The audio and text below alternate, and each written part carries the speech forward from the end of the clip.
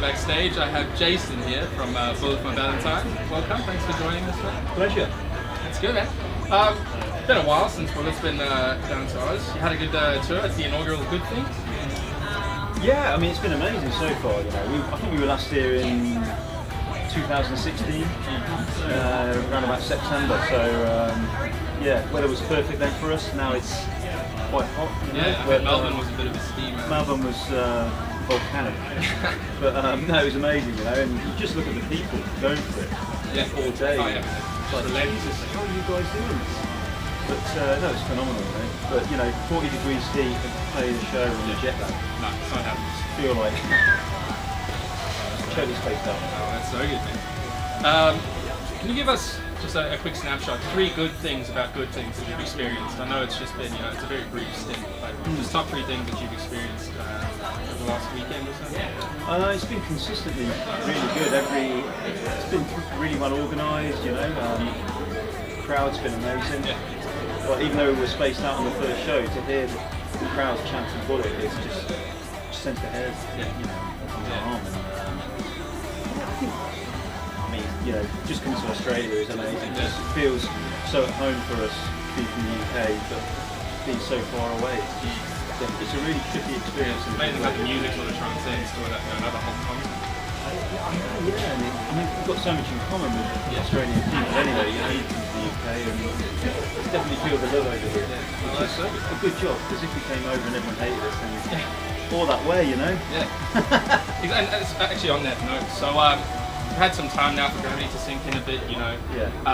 We read in some of our, you know, pre-interview research that this album was a bit more about just actually the songwriting and the anthemic aspect of it, as opposed to, you know, how technical and shreddy can the album get. Yeah. What was the sort of thinking behind that?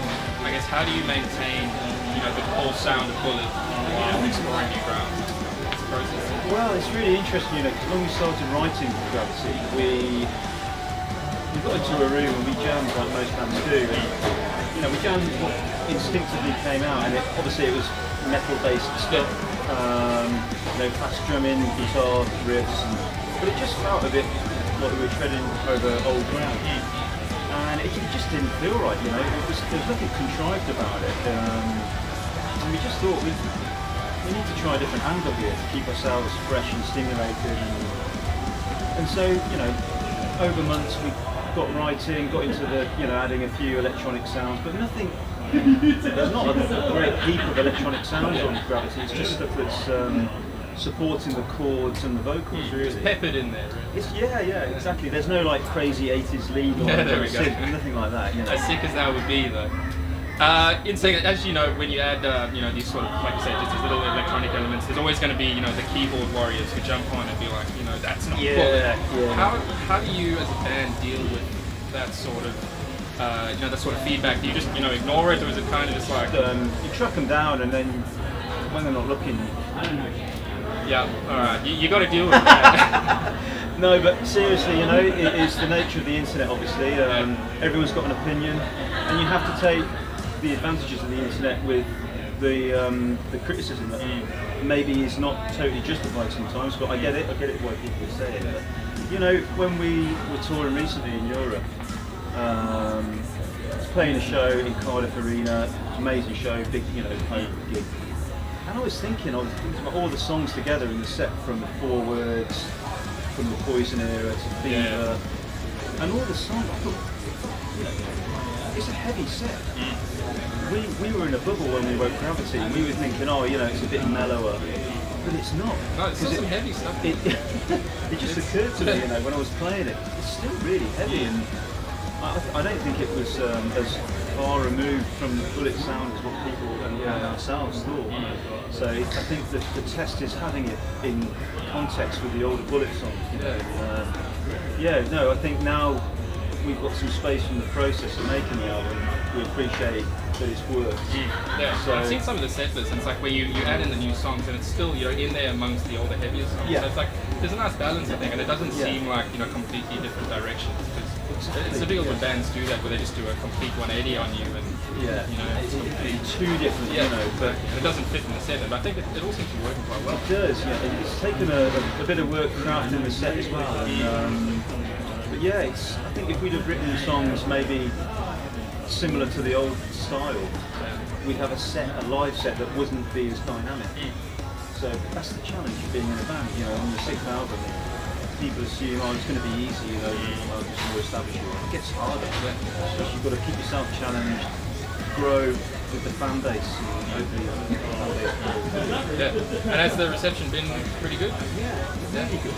Really good.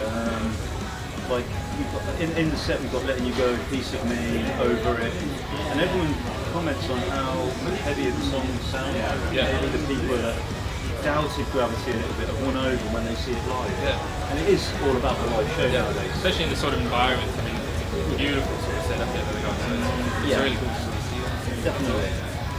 We'll branch out a little bit, as I said. We'll get into the shit questions, just you know, have a bit of fun. So number 1 and 13, have a picture. 9. Number 9, all right. This is an interesting one. You could start a cult. What would your cult be? Oh, definitely based around hunt saboteurs, you know, and just death to anyone that harms animals, really. There we go. You know, animals aren't going to exist in 100 years if we carry on the way like we're doing at the moment. But yeah. Vegan, but more hardcore.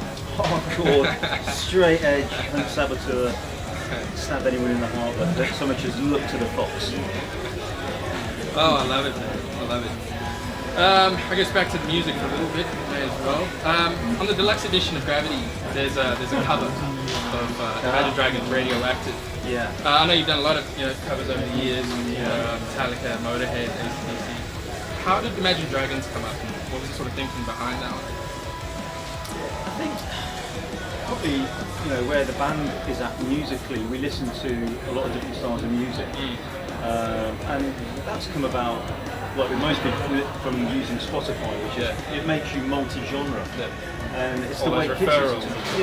So it almost gives you a license to be more versatile with your sound on an album. And you look at a band like Imagine Dragons, who are huge, and it's like I was saying about Gravity. When you might not be a fan of Imagine Dragons if you're a metalhead, but you see them live, you can't deny how big and epic the songs are. You know. And, we all love a good song, it doesn't matter what genre it is, and that song we felt we could translate into something really heavy. Oh yeah, it's definitely got the structure ready for a heavier takeoff. Yeah, I mean, there's nothing to it. To play it like drums, there's nothing to it, and it's just big guitar chords, but we've yet to play it live. But I think is that a thing you'd maybe... We definitely want to play it live, it's just it's finding space in the set for it, Exactly. Maybe next year we'll look at introducing it, just to spice things up a little bit. Oh, that'd be very cool. Yeah. You pick one more number for me, we'll just we'll get weird again? 3. Number 3, alright. Okay, this is good. Which band, on the Good Things lineup, will say, would you hate to go up against in a bar fight?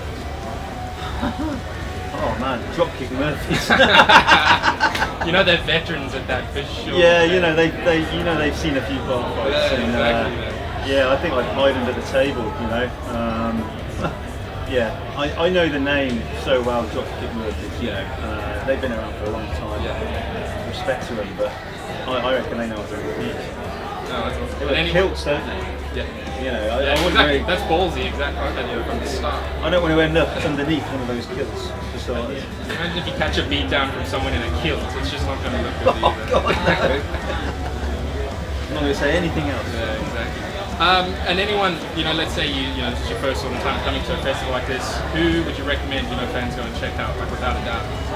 Stone Sour, I mean, they're a great band, we know them well, and what they do really well. Scarlord as well, it's quite interesting. He's actually from Wolverhampton, I think, which is near my neck of the woods in the UK, and it'd be interesting to see how he develops as an artist. Fans seem to love it, so it's... Yeah, he's got that trap thing going on, hasn't he? I'd like to see a band maybe incorporated into that. Bit of a live band. Yeah, I think it'd be challenging to do, but I think energy would be there. The energy would be good. Yeah, he's got some